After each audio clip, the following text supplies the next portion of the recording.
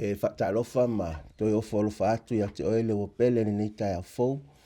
Whaaftai I le vanoa o mawhai ona toi te tala mai le tua e tātou te whaasoa ai ilona finangalo e ala mai le so ina o le fionga pa ia a le tua. Ma o le suenga lona se fulu ma le lua le neiwa o mai ai le tātou whainga malanga. Tātou savalinga e whaatatau umalava ia suenga ia se fulu ma le lua. E aunga uma e le tusi o Teuteronome I upumoni e whitai ai pe so o whaatasi ma le taimine nei o lo o tātou soifua maola ai. E toi o whalofa whaatala whaatu whaaftei mo le whaavanoa ino lo maota ma lo lawa le ngata I leo le taimi e tātou te sue whaatasi I la fionga pa ia a le atua te talo I whaamanuia le atua I lau whaafonga anga. Fifia fo e whaalau I loa tātou whaia onga whaapitoa fo I o le nei tai au por sue ngole so I lo tu tamatau lo ele sunga le whaafengainga ma le kare si asfito le toi fia mai pango le sunga le whaafengainga a vine sefo tātou mafuta ma whaatasi nei tai au I lo tuanga vale lo ele sunga le toi ina ia Christian Samana ma le kare sia I leone o ia o tātou whaia onga ia hata sei malo tangata le nei tai au o le a tātou sue whaatasi le whionga pa ia a le atua o le au whaia le tātou te talo o no tātou anga I sao lo le tātou suenga po le whaaso le nei aso o no o lo tātou teimi e uti to e pupu.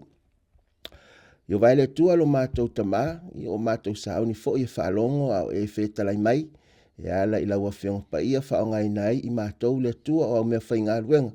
Ia e whaasoa lo finangalo le tua talo I eilau whaamanianga, e lato uma ole avanoa mātou te sue whaatasiai, o no lo suafa Yesu. Amen.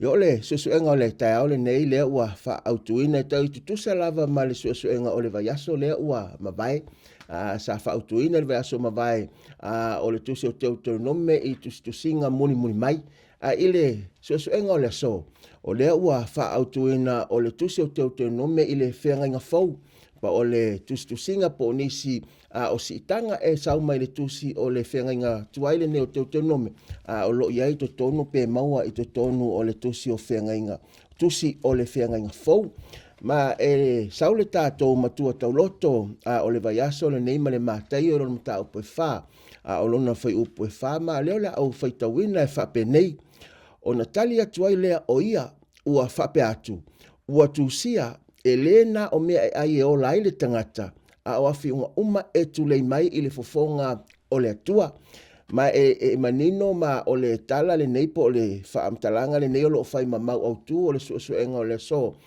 o le tali lea a le li whaola po o Yesu lo tātou le Mesia ina ua whaosoina pe tofoina e satani e whaatatau I tūlanga o lona soifua whaalenganga o lewa whawe matua tauloto po matua po o le mau au tu o le suenga o le vaiaso le nei ma o nei te mai tau mai aila uoe o loo whe moli maua I aile whenga inga fau whaatasi ai ma le whenga inga tuai e peisia I o le whenga inga tuai o loo valo ia po loo iai ia whaamtalanga e whaatatau I le whainga malanga a le tangata ai o loo whaataunu po o loo whaatoa ina I le whenga inga fau ma e tā waila le suenga o le vaiaso nei ma le vaiaso le nei leo la tātou vavai ai e nisi o whaataita inga e tātou te maua mai I le whenga fau o loo lato to apai I le whenga tuai e toi oto mai nisi o whaamtalanga po niso hawhaitau e whaatatau I le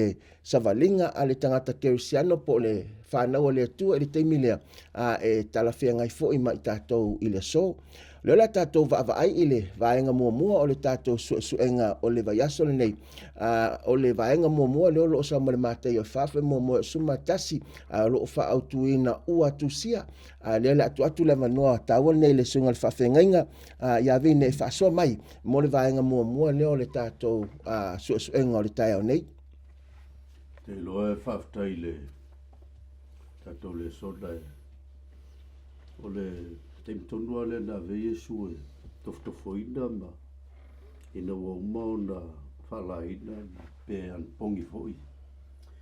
Ea o le awalala le na tamwhai Yesu e tio lai markiapo na te le I whawhina wina. Ave mai a tatou le sona na ona ia sitia o tuspoia. Mai la tuso Teuteronome la le tatou te talanoa I Pumone o le tuse Teuteronome pe o Teuteronome na valu no fo pe tolu le mai al famtalanga le ai le lau faita wina mo le na ia fatinga ina foi oi pa fala ina oi wan fanga ia te oi le manai o le mea na leiloa na leiloa foi o utama na ia failo atu ia te oi le na o mea ai e o lai le tangata a me uma e tu lei mai le fongo i ova e o lai tangata kau lia la o tu so e pe ngai lo le Yesu e Paulo le me ko i la lo ki apolo wae o le fionga le tua na te lei fa fina wina pe fa ise va fete na i multi apolo pa wal va ngan fa Yesu ta sigi mai o le o mau le fionga le tua mai le whenga toi tu se Teuteronome le ve be Yesu ele ngo me ai o le kanga le wala mau ai le mata i o le fa ile le urua i fa so nga le fa ia satan a fa yo le tu fita la ye dei ba ia nya li wa ta ba ia Yesu le ve ma tu se Teuteronome ele na me ai le na me ai o le tanga na fa la ida o to na mo no to fia ia ko lo be ele na me ai o le o lo no vinga o foi la ile fa so nga lo na lua le tu siu e mai a fai o le alo le tua ia i fo mai a ve mai le Jeremy a ti tono me o non foi sumo le a o to foi le yo valo ri lo tu e ka si mai ai Yesu me ala na kusi mo se tu so tu la foto e nga ia ka o ko ki apolo le ai ali le fa wa anga o se so ka ku e mo kwa fai al fino pe ava pe vo le pe fa ka nga fa pe ngi o me fa ngo fa li o ale koma nga ngo fai mai a fai lo a o Yesu pa vol me le ka o ko Yesu alu e va ile le kuspaia la nga ve me le pe le fa po suma lo le o le fionga le tua ma lo ngalue e o alo na malo singa nga tino ano mai ma fu anga po le arka nga kaleanga a o la ngoko i le fionga le ko e sui a ko alma fa e sui a me ka ma fa sui lang savali o le wala e o lai nga o le fionga le ko o la ya o na fa solo ka ko le songa dispaega ia fa malo fa ftai o no winga o se Lesona mo tato umalava ai ta tau una mala le ia fionga pa ia le tua wa le se si wale manu malo e tanga ta kersian na ilo le mala le ia fionga le tua mai e fa le ngai nai fo le langona po le manatu le o le to ngal fenga ngatua na le fenga fo ai lo so tau te fa ma ni le tai nei na si mai Yesu mai tu singa fenga tua e fa e tali ai ia fa so songa po to fonga fa ftai lo sunga le fa fenga lo tato o mai ile vaenga le alo na lua le suenga o le vaiaso le nei ile Teuteronome le lom ta o se fulu Teuteronome lom ta o se fulu la sunga to ina sama na sei te tala mai lo finangalo tu sai male au tu o le suenga o vaenga lo na lua le o vaenga ta oi o le o tato le sono vaso nei le wa tato amata mai wa o le fatu susanga le o le afo o le fenga tuai mal fenga fo ve mo mola mai tau ina i whenga tuai o la tau tala mai mose ma. Ia ma whenga ai mose ma le nuu. O le nuu o Israelu, o tangata o le atua. Le nuu na whaola mai e le atua mai e kopito. O i whenga fau. E le o toe tau tala mai mose. A le o whetalai mai Yesu. O le o whetalai sao mai a le atua. O le o toe ngafa tātou ma le mal tangata to ilalo le o fe ngai tanto mal tangata mamana ma le malosi o le alo le tu so ifua o Yesu Keristo o fa tau no ino o fenga tuai le anta o ilau fa popolen fa mai ele o fa le au ngai na le fenga tuai ai o le o ngal tu spaia pe o fa mai la i le tuai el fofongo o Yesu le amata el tanto Lesona ele na o me ele o tau tala mai la mose i whengenga fau le matei o fa o Yesu le o tau tala mai o le atua so i fua le o li tu tangata le o sautu mai fai mai e le na o me ai e ola il tangata a o afionga uma tu le mai ele fongo yova which olona fonga la tau tala mai o fonga nga le tu so be mo mua na mai tau ina il tato le sono vasol ni o fa fe ngai o fenga tuai ma fenga fo a toa ai le afo il tato i loa o le moli mau le tu le tau fai le tu e tau mai a tato o tato o tangata o to i lalo le sala pe fa mai polo wang sala tangata uma o le au le vi inga a o le mai fa te inga ya tato il fenga tuai e tau mai a tato e matua le ai ma se me tasi o ya tato pe on autul tato le sona le la songa fua le vanga lua e le fa longa tangata le atua amen wa fa liunga na o fa peltani na mai lifting up faces longa winga o tangata foi le fa lan fa unga ai fa longa fa unga le tangata la no fo mai ona langa aba ya tu la ma sani ma tangata ia ona fa le o fa unga e a fo e ta o to tangata le se lo te lo tu oi ai ava pe va ya to tangata fa tau va ele tau ia na fa pe ale ia la tua fai ale le so a o le tua la ele fai long tangata le tua so fa ma ninga la le fai long tangata o le tua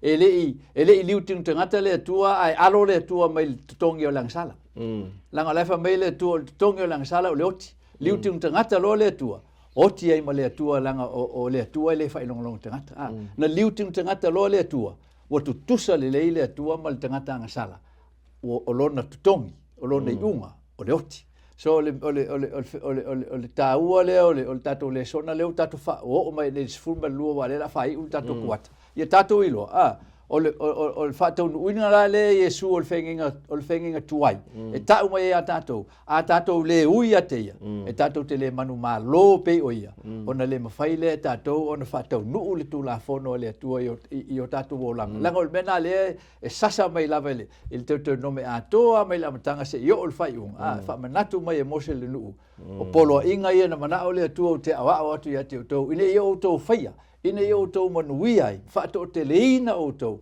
ma fa e to luatu le ai po le nu na folfoloina e fai mo o to pe ona folfoloina yo to tama e fa pe na fo to mo so va nga ta ona le i va nga le e ta o le ai ni o tato o le ai se fai no tanga te le tu le fa me la fo le nga luenga le se fu ele amata mai fe upuna tol fa o no atu le o la unga pe teru fa pe atu e moni o i loa ele fa ilonga ina tangata ele atua ya fa mai fa tosu malima ai pe tai o le matau ia te ia inu umalava ma fai le ami tonu o talia ila to e ia amen aftai mon faso wa le folinga mai o le si mai e Peteru ma Paulo mai fenginga tuai e fa mtalanga le lo mo te Teuteronome mta op se fulu su fitu su maliva le lo fa mtala mai ai e mose le no le tua o ta pena e urfale no o kanana mai awa o Yehova lo o to le tua o tua ia o le oli o le tua sisili e mamana o ia male matautia o le na tele fa ilonga ina tangata ai la malesi mele mun mai tua e le tadi fo ia se taui fa mai o le na te fa masino mo le o matua o ti fa fine o ti na tane o le lo fatu i tangata e se o vatu ai ia te ia le me ai ato ma ofu mai lo famta o le nei fo io to wa lo fatu i le tangata ese awa fo isa tangata ese o tori no o ai kupito ma eta wala wa le oto esi mai fai tau na fa so mai lo sunga le to ina nga venga la se fulu roma lua suma tasi mai Paulo a waile fai longa ina le to tangata kala tie lua fo po ono lo to esi mai ai te mai tau mai pe o le autu le so ngole vai aso le nei pale male aso o le to apa le o le autu stalo le fenga nga fo e au mai fa mamonga ia e fa maoni ai le lato mau pe se e fa maoni ai le lato mau le lo ave tangata ele o se mea na lato la langa ina pena o se mea na boleva o na sava vali mai ele no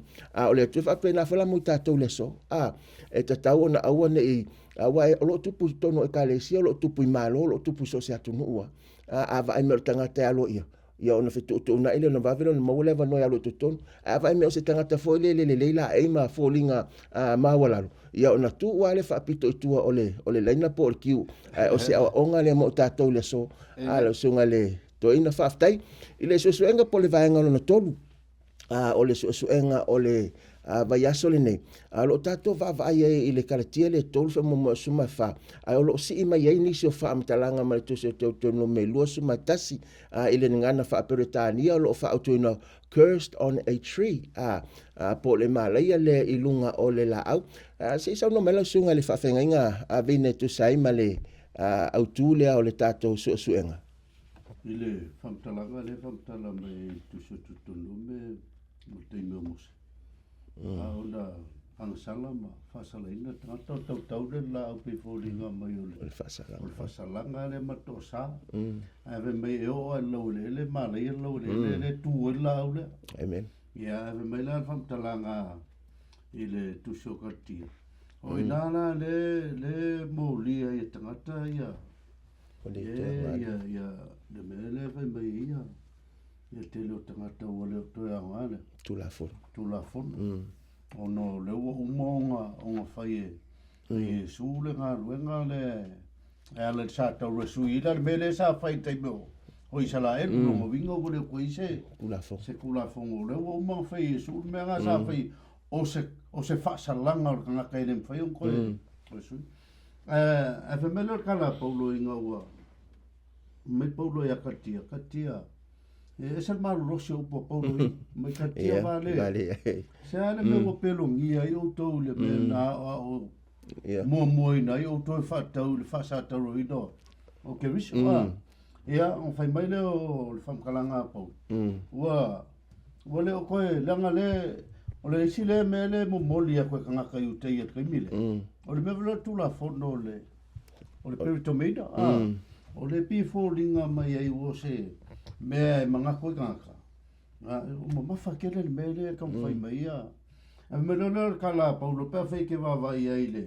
foi o posfu ele o fala ele o le kausio tu la foto la tautalai paulo pe fa pe fale ngai a o longa lave o kanga wa fala ngo lango ku la nga luengo tu la fon mo le falta ai lo le nga fa o la ngaka o le fa kanga ai o me nga fai yesu amen a o la nga fa nga maua o e falkan ia nga lo le fe me voi kala ale kusila vole katia pe fale nga e tu la fo no ele ia me ia a fai me ia lu fa o nga ia o va io e mai nga fa le si me le fa ma fa mai pe volinga mai wa mai tangata me ia e pin point ngai le kula fo e fale ma ko kanga ka mai ole ko ya nga kula fo la me ole ko sapaki ele o nga le fa ma fa ye paulo me ole tala no paulo e ka ua kula fo a ke fala ngula ngo e molo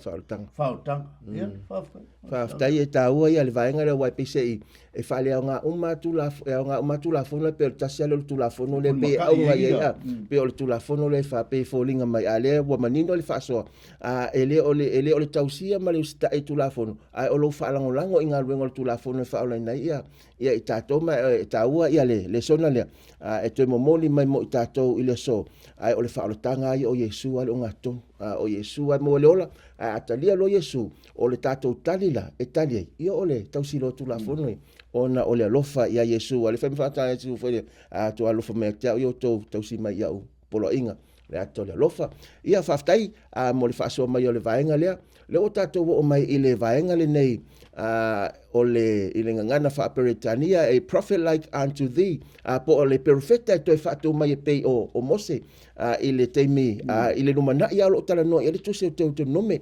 ale la tu le sunga le to ine asamana e tala mai ma fa so mai ia vaenga i ole tato so enga ua o iai faftai le profeta la le tala e la apostolo i o Yesu le fa mai fa po lufu luanga nga na ta po tolu a wana fa mai lava Mose i o tatou tamawa le si le vai ngol tatu suenga o le tatou vai ile ano ole o le fenga tuai o la fau mai ele fenga fo so tu sol fenga fo a tola ele o se tu si fo e pa wale me fo lai tono o le fo o fenga fo o le fatino ina o fenga tuai ile tino fo o le tino fo la le tota le tatou o Yesu O Yesu lea. So le mai la ta o whengenga fo. Langa o leu whanau mai Yesu o le Mesia. O liu tiu tangata le atua. Lea lau o fo whengenga.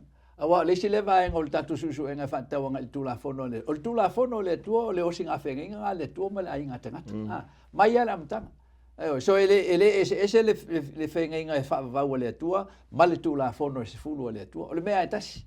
So ino o saulai le atua e moli maila na whengenga le ile nua o Israelu. Na au mai papa maa na tusi ro na au ma feta lai mai ona fonga ma faali mai lo na tau tia I fai tili ma fo ma wila ma afi ma mumu o ile monga ato sinai I mean tua faali mai le tua o ia ma feta lai mai lo na si fonga ai faali mai le tua le ia le afo ile ta ua tele o le fa vai o lona malo mo na fine ngalo o lana o lana fenga ma lana tu la fono o le ala fa tau lu Yesu pe o tatu fa tanga le na umatu neila e le tau sia tatu le polo inga mo fa o tanga le ai o le tu ai na tau sia tu la fono mo lo tatu wa fa o tanga mena le fa mai tatu o fa o tanga na saudia le tu ia Yesu ai sia lana fo Yesu na pawa le o tangata ola e ma faina vele upulea wona faia le ami tonu mo ia tausia polo inga le tua e au no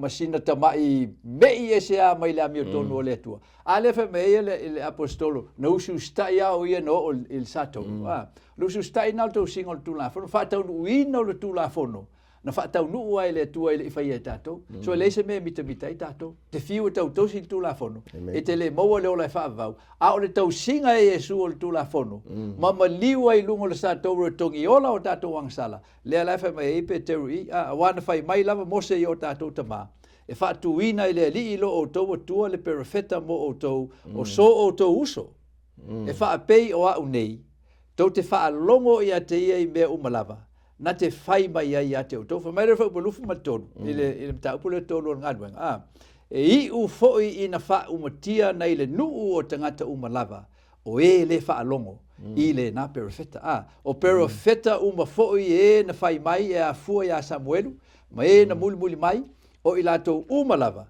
ua moai fai loa mai I latou I aso nei o fa nau o tou ale au perfetta ma le fea ngenga sa faia le atua mo na tota ma o fa pe mai a Abrahamo o so lau fa nau foi e manu ai ai nga ma lava la Yesu na fa I ule le fa upolufu lon o le atua foi wana fa tuina mai lan au ona o Yesu o a wina mai o ia e mua mai ate o tou e fa manuia mai ate o tou I le fa li liu e seina o tou ta itasi yo o tou a mioleanga o le aunga atoa le o fa o tanga o le o le ave ese o le ami o le anga mai a tātou, wai unga piu masina le lei o ia tātou.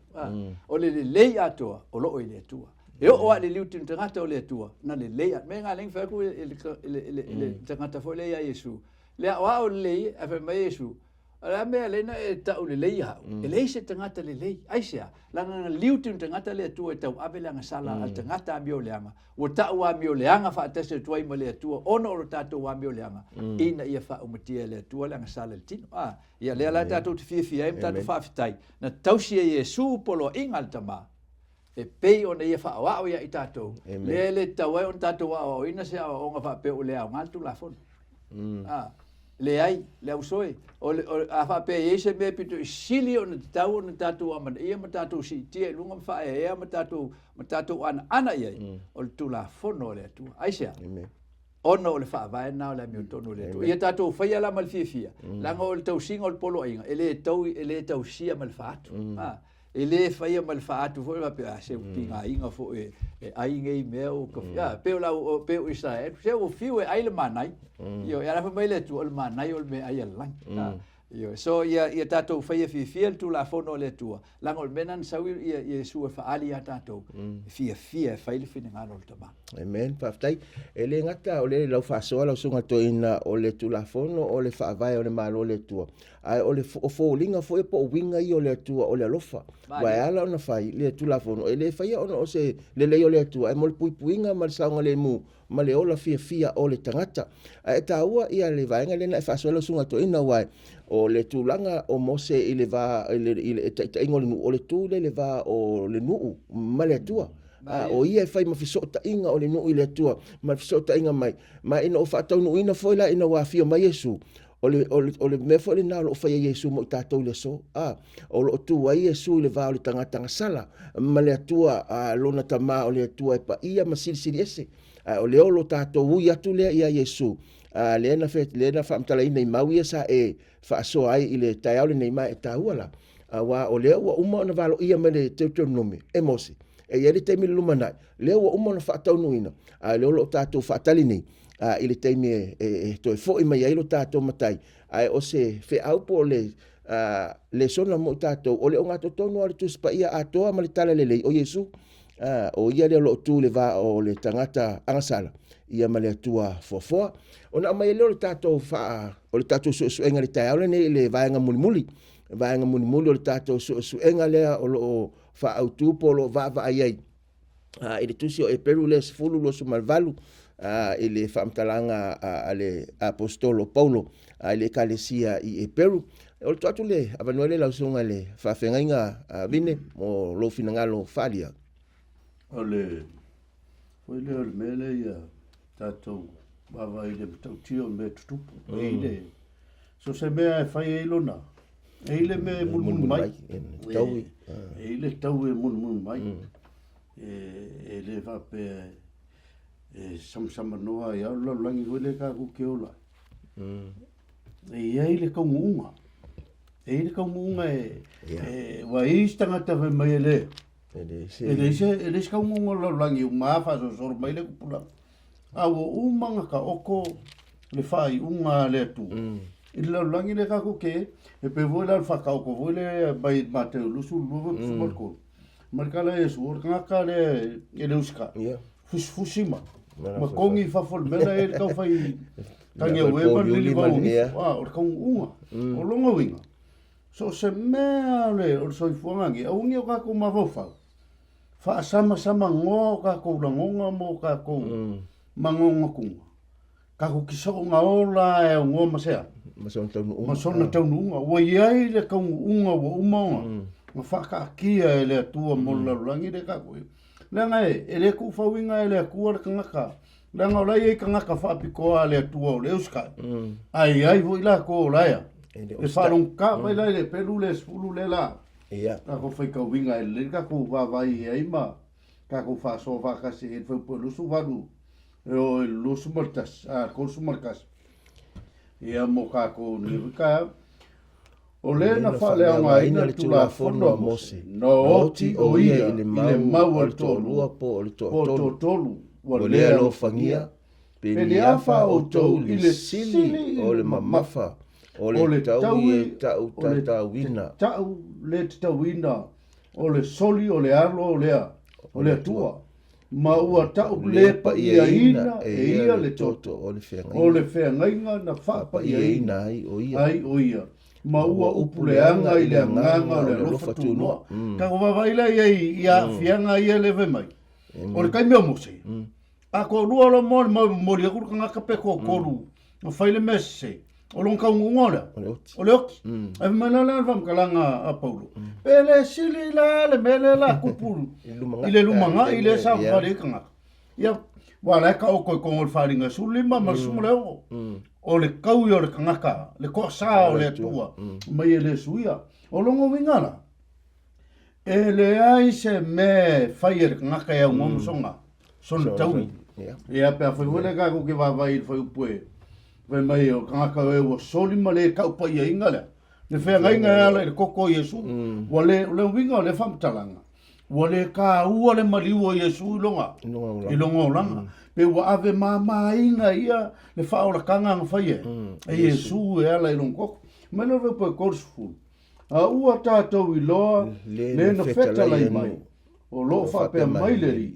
O ia e taui masui. O te taui atu i le malea. E wha masino i le li lona lava nu. O longa winga. E pēanga o whaia. O le kakia mai o le mea le ke angai ai. Ma le lalo langi malonga kaungunga. E ka kau le kangaka. O ngā whewhe ma maka. Fa mai le fam kalanga le pa fa ka vai le am kanga o le song. Mai lap ka inga le marka ko le songa. O ena le ke vai meia. Ia ue ke fefe ai. Ai e ku mauma. Ma fa tua, fa ko ko le ri. Ia i ma kwa ka fi mau le mele mo. Ma mai le fam kalanga. E le ai se fa ia le kau mo su yo ngaka. Amen. O le nu o le ku. O isi kai. Ai fa ia kau ngaka fa ma me se ia. E mo ia e ilar kan. Ai le mali e lo lo. Ai fa ma ngalo ngaka ku le ku. E ia le kai me le ku ka wir ngaka fa ia me o le siwinga o le famtalanga le. E lo so ka ko vai ka o kau ia ko ngaka. Pe ka ku ke fa ia ngi fa ungo. O ka ngaka. Ka kia o le vaenga fa pitona le tua. Fa bula o le ko kasi le me. O le mema tau tele ai o na maua e a au o le tua soifua. E le ai se isi au e piko isi le kumalos. Amen. Ngau le kua. Po fea ar ngaka.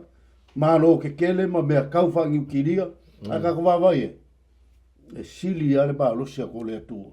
Ngai lo se isi ngaka e laulangi ma se malo. Faftai ta ua le fasoa wa lea ua e si mai le whenginga fo. A le holo wa mai le tustalo le tuse e peru famtalanga Teuteronome sufitu a. O le whau poe ono le holo o te whai mai. O maua e moni mau e tolua. Po moni mau e tolu. O le o te tau iai le oti e fasi o tia ioia. O le maua le moni mau e totasi. Aua le fasi o tia ioia. Runga ko kasi. Runga le lava. A le lava le moni mau. Mai ongo wha au le moni mau totasi. A tolua lo tolu. Ia o lona winga o te tau ona ia ele fai unga ai pe o lau fasoa ia ia ale taime e pe foi le e vai le varo no foi ona fa lango le fai unga le tua langa fa me o le tua ele fai longa tangata ele talia foi ka wi pe uma wa ko nga me foi le so uma fa nga mulu akula ia le mulu akuse me e ka wi ele mere ia o le tua ele ia me e arusa o lava le fa masinonga ma le fai unga ale tua. O leo lo toia tato minute ia e talatu ia lo sunga le toina sa mana fa so mai mai moanga pupu lava muli e ta fa i mai le so enga o le vaso ne ia ona o fai o tu le ma fai le tato te talo fai fa mai ai fo le tato so enga ni tael e ni mestele o toi o me tau na o le vaenga o le fai ungal na o le fo o le ungangi le tua mo tato ne tato ana ia na polo inga tato te manui ai langa ele fa msinonga o fa msinonga fo ele tu le tatu tala e fa sin tonua ele fa msinoino ti apolo ele o fa msinoino tato nei tangata o fa msinonga lava na to ia na fa vai mai lava le tu e fa un tia ele ang sala mal fa un tiango nga luenga le ang sala langa a fa ele ele tu o fa msinonga tasi alfa msinonga le tu le to fa ang sala to tu lai mai a fa ye tato el fa msinonga e tate fiwa pena e sauno e uma fo ele fa msinonga ai to mo e fo ele ato to lau fai uma ia to fai fo ele fai uma ia walanga fo e anga sala tanto e tanto tele no se ngole le malanga o le tua ia wona si fia pe ona ele maulen si ele fo e vine o lo le fionga le tua vai to nune se o lava inga unga ivi na te si le fia fo imana tu maule loto so a fai lo le tua il fa msinonga muli o le unga la ea e leto e tu lai mai lava le amio le anga le anga sala ma sa tani mon te moni e fa babau le anga ele fai el ti apolo ona fai se metasi ile au malo si ole tu tai o le fi fai usa o fam talaga ile roma valu lo fu mo le mo tato le sota hai mai o le nei o le ai se fa sala e o ya ke viso Yesu o ele sa vali latino ai lale nga e ese le ka o le mele so se kai mi mele ka o ile ka ku lo e sa o fam sinonga le tu mai kom o le mele o kai mi pe mai yang ka ku ka no o kai mi le fenga ku ai mo ko ru por ko e ko ka se le fam maungia a olang fa masingo Yesu ko kasi Yesu fa masingo e sa olang vai a me le maule ka ko fai mai ele ai se fa sala o nga ka usavaria ke o ya ke viso Yesu so se kaimi a ka ko ke pipi ia Yesu ya bo ola mo ki ola Nai mama o i lumo. E le se popole. Le se popole i logo lang. Fai manolo le vai nga fai upa vai ka ku vai i le maulea. Le anga ele koe ola la ka ko i mea tino. A ka fesili ngia mea tino. Fau mo so loi ku i ngau tino. Wa i o maka o me fafka vika ko lima. Ai ave me asama vali loi le anga. Mo vinga ngau Yesu wa ke mi. Fua mo lo fua le nganga le.